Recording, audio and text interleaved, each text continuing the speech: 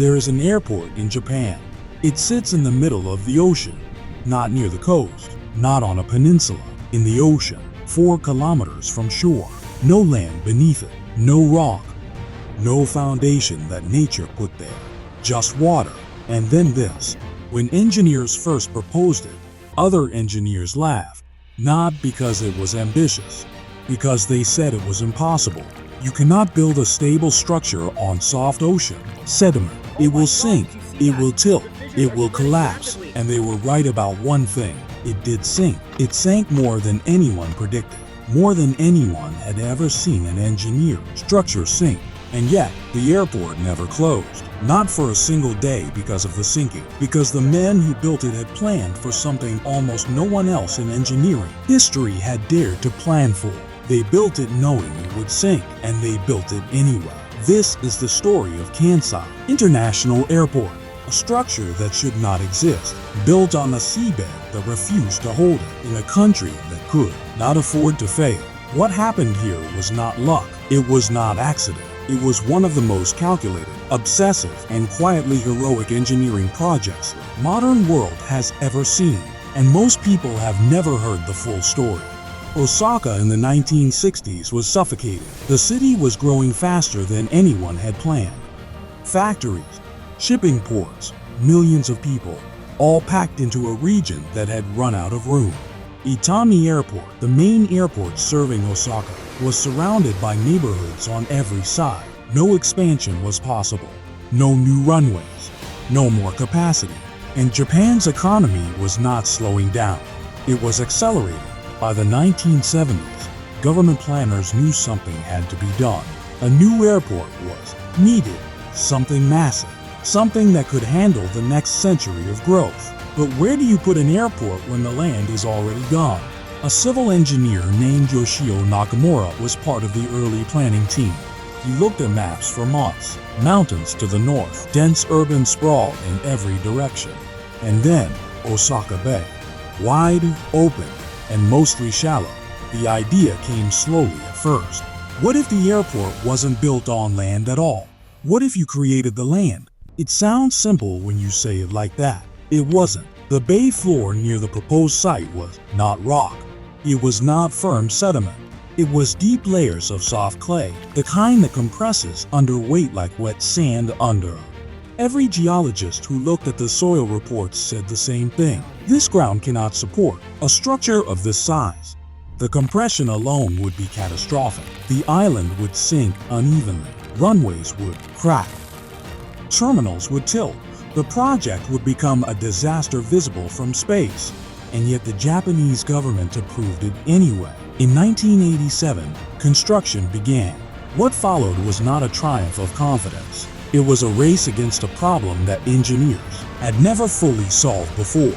And within the first year of dumping landfill into the bay, the seabed started moving in waves nobody had predicted. The engineers had done their calculations. They knew the island would sink some. Every landfill project sinks a little. Soil compresses, water escapes, the ground settles. They had predicted roughly 8 meters of total sinkage over the first 50 years. That was already an enormous number, but they had designed for it. What they had not designed for was what happened in year 1. The seabed didn't compress slowly, it dropped. Within the first months of landfill dumping, measurements showed the island was sinking at nearly 5 times the expected rate. The soft clay layers beneath the bay floor were not behaving like the models predicted.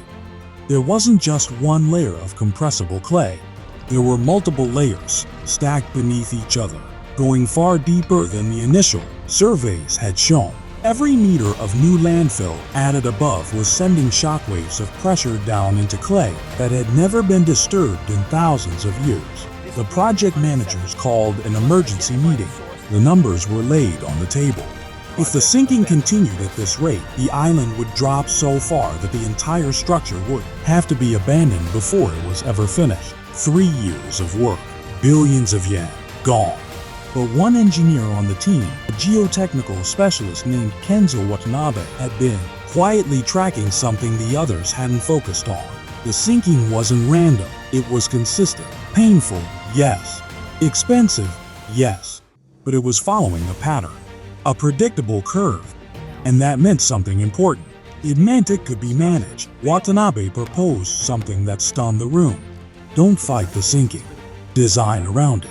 Build the island's support structures on adjustable foundations, steel pillars that could be physically raised or lowered as the ground moved beneath them. Some engineers called it genius. Others called it dangerous optimism. But what nobody in that room knew yet was that the sinking was only half the problem. The adjustable foundation system was approved. Construction continued. Slowly, expensively, the island took shape. By 1991, the landfill platform was mostly complete. A thin strip of reclaimed land sitting in the middle of Osaka Bay. And on top of it, workers began building the terminal. The terminal building itself was an engineering project almost as complex as the island. It was designed by Italian architect Renzo Piano. A single, continuous structure, nearly 2 kilometers long. One of the longest airport terminal buildings ever constructed. And it couldn't be rigid, because the ground beneath it was still moving. The entire building had to flex. Every joint, every beam, every connection point was engineered to absorb subtle shifts in the foundation without cracking. It was like building a skyscraper that was also designed to bend.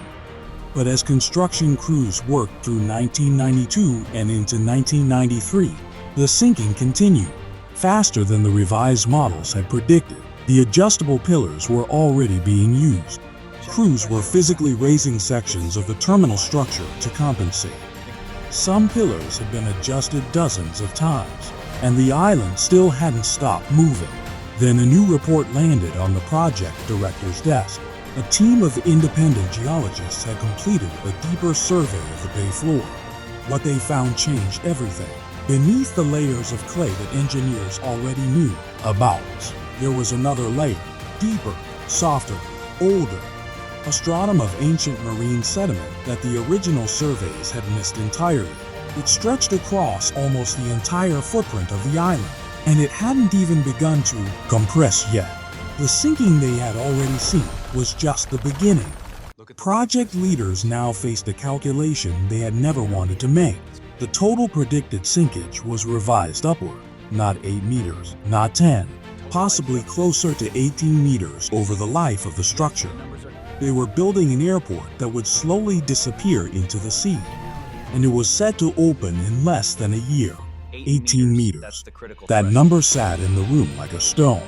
The project director, Takeshi Yamai, reportedly stared at the revised report for a long time without speaking. Then he made a decision that would define the rest of the project. They would not stop. They would not delay the opening. They would engineer their way through it in real time while the airport was operating. Kansai International Airport opened on September 4, 1994. Passengers walked through gleaming corridors. Planes landed on a runway built over open ocean. The world watched and called it a marvel.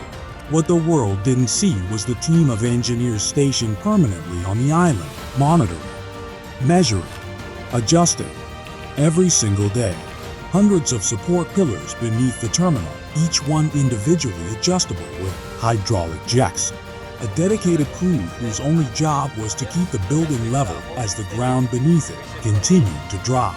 It was maintenance on a scale most airports never face, and for a few years, it worked. Then, on September 11, 1998, Typhoon Bart struck, one of the most powerful storms to hit Japan in decades.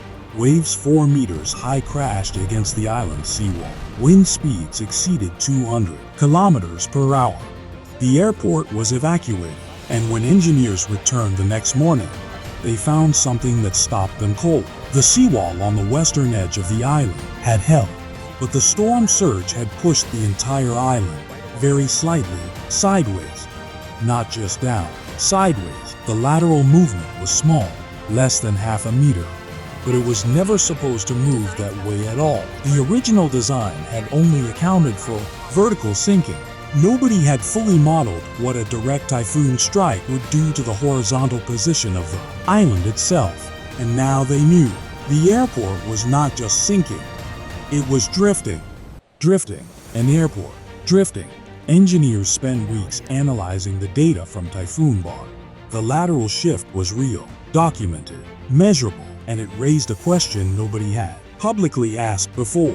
If a single storm could move the island sideways, what would decades of storms do?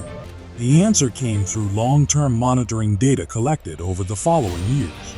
The island was not drifting randomly, it was rotating, extremely slowly, fractions of a millimeter per month, but consistently, in one direction. The asymmetric compression of the clay layers beneath, combined with seasonal storm pressure from the northwest, was causing the entire island to turn, almost imperceptibly, like a very slow clock hand. By 2005, engineers confirmed the rotation was real but manageable. The effect on operations was minimal, but it required constant recalibration of navigation systems, runway alignment markers, and instrument landing equipment. An airport that had to be re-aimed quietly, continuously. Then came 2018, Typhoon Jebi, the most powerful storm to hit the Osaka region in 25 years. A tanker ship broke free from its moorings and struck the only bridge connecting the island to the mainland. Over 3,000 passengers were stranded on the island overnight. Fuel supplies ran low. For nearly 48 hours, Kansai Airport was cut off from the world. The bridge was repaired. The airport reopened. But the event exposed something the engineers had always known privately. The island's greatest vulnerability was never the sinking. It was the isolation. Today, Kansai International Airport handles tens of millions of passengers every year. It is still sinking. Slowly, predictably, manageably. The adjustment crews still work beneath the terminal floors. The pillars are still being raised. The island is still being watched every hour of every day. It is one of the most monitored pieces of land on Earth, and it is not land at all. It was never supposed to last. That is the thing about Kansai Airport that stays with you. It was only supposed to work, and somehow it does. If stories like this are what you're here for, you already know what to do.